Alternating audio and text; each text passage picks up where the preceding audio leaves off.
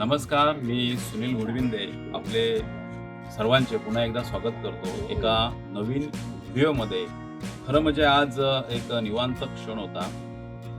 ठाणे जिल्ह्यातल्या शहापूर आणि वाडा या 2 तालुक्यादरम्यान माझा प्रवास चालू होता आणि या प्रवासादरम्यान लागतं इथे मुंबई शहराला पाणीपुरवठा करणारं ब्रिटिशांनी तब्बल 150 वर्षापूर्वी बांधलेलं तानसा धरण आणि अभयारण्य. आणि आज आपण उभे आहोत. आपण पाहतोय मागे हा प्रचंड पसारा असा हा धरणाचा पसरलेला अत्यंत मनमोहक आणि विहंगम दृश्य आपण या ठिकाणी पाहतोय. आपण पाहतोय 150 वर्षापूर्वी आजच्या वाढलेल्या मुंबई शहराला पुरेपूर पाणी पुरवठा होईल याची दूरदृष्टी घेऊन ब्रिटिशांनी बांधलेले हे धरण आपण पाहू शकतो. मैलोन मैल या पाण्याचा पसारा हा पसरलेला आहे आणि वर्षभर मुंबई शहराला पाणी पुरवठा होईल इतकी क्षमता असणारं हे तानसा धरण ठाणे जिल्ह्यातील शहापूर तालुक्यामध्ये सह्याद्री पर्वताच्या कुशीमध्ये किंबहुना या सह्याद्रीच्या खोऱ्यामध्ये वसलेलं आहे. आपण पाहतोय या धरणाचं हे विहंगम जलाशय नितळ स्वच्छ स्फटिकाप्रमाणे पाणी आज खरं म्हणजे आपल्याला पाहावयास मिळाली योगायोग म्हणावयास लागेल. अत्यंत ऐतिहासिक म्हणजे जागोजागी या ब्रिटिशांच्या पाऊलखुणा लागलेल्या स्वतः ब्रिटिशांनी या जागेची निवड केली आणि असंख्य कामगारांनी अहोरात्र मेहनत करून तब्बल 150 वर्षापूर्वी या धरणाची निर्मिती केली आणि तब्बल 150 वर्षापासून अव्याहतपणे निरंतर रात्रंदिवस 12ही महिने 24 तास हे धरण मुंबई शहराला पाणी पुरवठा करत असते. आणि अत्यंत महत्त्वाची बाब म्हणजे या धरणातून जे पाणी मुंबई शहराला जाते ते कुठल्याही प्रकारचं यंत्र विद्युत यंत्रणा न वापरता पाण्याचा जो नैसर्गिक नियम आहे की उंचावरून समुद्र सपाटीकडून जे पाणी धावत असते त्या ग्रॅव्हिटी तत्वानुसार हे पाणी थेट इथून जे निघतंय ते कुठल्याही यंत्राचा वापर न करता पाईपलाईन मधून थेट मुंबई शहराच्या पवई येथे पोहोचतंय. आपण पाहू शकतो आता या धरणाचा सुंदर असा हा नजारा.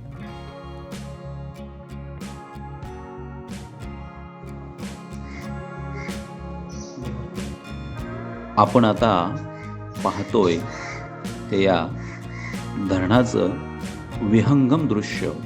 आणि आता आपण पाहणार आहोत ते ब्रिटिशांनी तब्बल 150 वर्षापूर्वी येथे बनवलेली बाग. आपण पाहतोय सुंदर अशा या बागेमध्ये ह्या कमानी बनवलेल्या आहेत, त्यावर अशा सुंदर अशा फुलझाडांच्या वेली सोडलेल्या आहेत. खरं म्हणजे ब्रिटिशांच्या दूरदृष्टीला आपल्याला सलामच करावा लागेल. आणि आपण आता पाहतोय की इथे ही माहिती जी दिसते यामध्ये त्यांनी स्पष्ट लिहिलंय की कधी या धरणाच्या पाईपलाईनचं विस्ताराचं काम झालं, कधी या धरणाच्या अंतिम टप्प्याचं काम पूर्ण झालं आणि साधारणतः 1926 मध्ये हे धरण पूर्ण क्षमतेने सुरू झालं. परंतु त्याआधी बरेच वर्ष या धरणाचं काम हे चालू होतं. जवळजवळ 1912 मध्ये जलवाहिनी टाकण्याचं काम हे सुरू झालं होतं आणि ते 1915 मध्ये पूर्ण झालं. अशा प्रकारे अत्यंत मेहनतीने आणि अत्यंत दूरदृष्टी वापरून बनवलेलं हे धरण आजही आणि ज्याप्रमाणे हे बांधकाम दिसतंय त्याप्रमाणे पुढील अनेक वर्ष हे मुंबई शहराला पाणी पुरवठा करेल यात काहीही शंका नाही.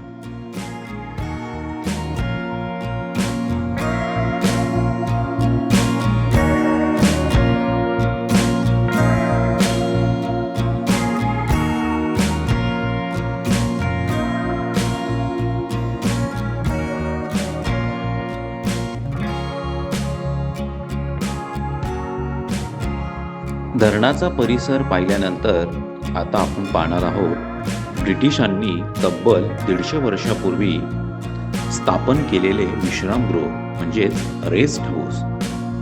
या रेस्ट हाऊसची पूर्णपणे बांधकाम हे संपूर्णतः दगडामध्ये आणि लाकडामध्ये केले गेले होते आणि धरणापासून ते या रेस्ट हाऊस पर्यंत जाण्याच्या मार्गावर ही सुंदर अशी बाग त्यावेळी ब्रिटिशांनी बनवली होती. आणि आता आपण पाहतोय हे ऐतिहासिक विश्रामगृह. येथेच ब्रिटिश अधिकारी निवासस्थानामध्ये राहून या धरणाची देखरेख करत असत. किंबहुना हे रेस्ट हाऊस म्हणजे धरणाबाबत काही चर्चा, काही आखणी करण्याचं हे त्यांचं ठिकाण होतं. आपण पाहू शकतो ब्रिटिशांनी उभारलेलं हे विश्रामगृह आणि त्याचा हा सुंदर मनमोहक परिसर.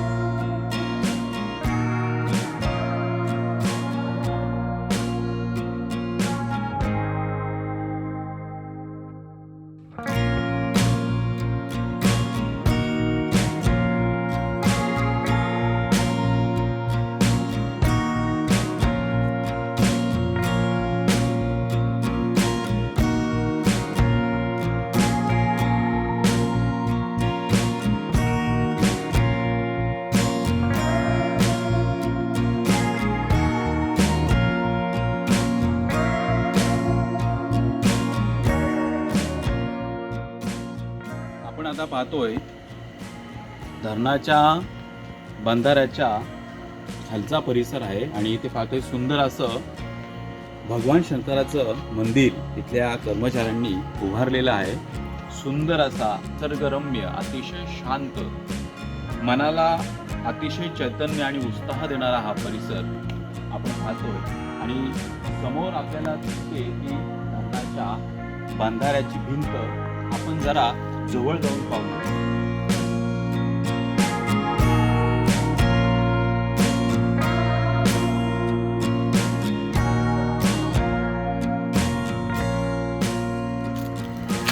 आपण समोर पाहतोय हा संपूर्ण दिसणारा हा जो परिसर आहे, अगदी लांबपर्यंत या धरणाचा हा बंधारा ब्रिटिशांनी बनवलेला आहे.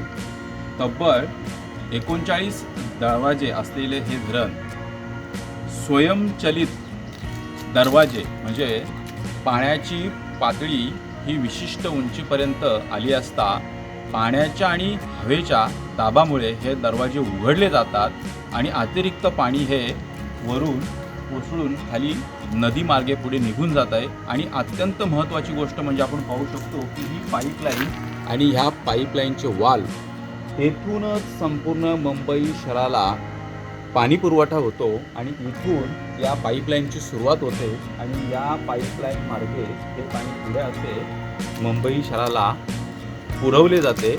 अत्यंत ऐतिहासिक आणि अत्यंत महत्त्वाचं असलेलं हे धरण.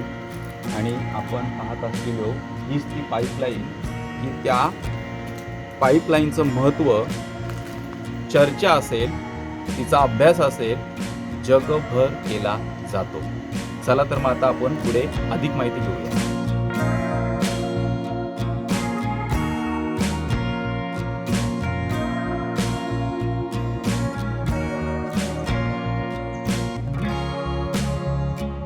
आपण पाहतोय हा धरणाचा पाठीमागचा परिसर म्हणजेच बॅक वॉटरचा परिसर. अतिशय नीरव शांतता, निसर्गाचं भरभरून असं हे इथे ओतप्रोत ओतलेलं सौंदर्य आपण निहाळतोय. स्वच्छ, नितळ, वाऱ्याच्या झोताने हेलकावं खाणारं हे अतिशय मैलोनमय दूरवर पसरलेलं हे पाणी. अतिशय सुंदर असा हा निसर्ग. मधूनच एखाद्या पक्ष्याचा आवाज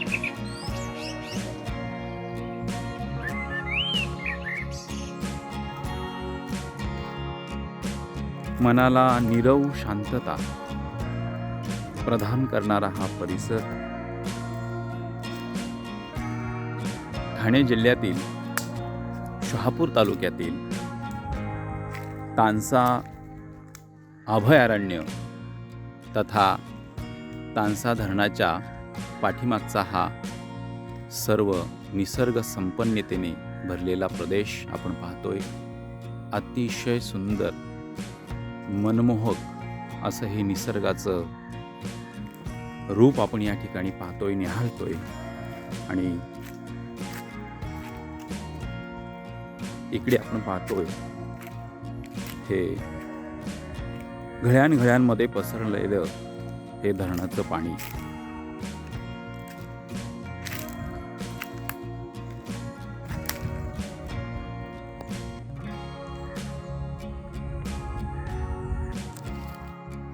आता आपण आलेलो आहोत ते धरणाच्या बॅकवॉटरकडे, म्हणजेच धरणाच्या पाठीमागच्या भूभागाकडे. अत्यंत सुंदर निसर्ग संपन्नतेने नटलेला हा परिसर आज आपण आपल्या डोळ्यांनी न्याहाळूया, पाहूया आणि या स्फटिकाप्रमाणे पसरलेल्या ह्या पाण्याचं स्वरूप आपल्या डोळ्यामध्ये आपण साठवूया.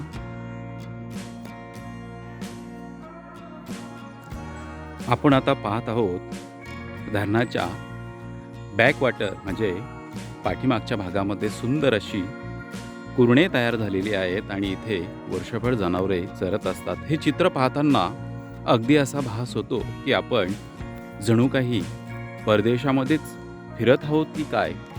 अशा प्रकारे सुंदर मनमोहक नयनरम्य निसर्गाचं हे रूप आपण इथे पाहू शकतो.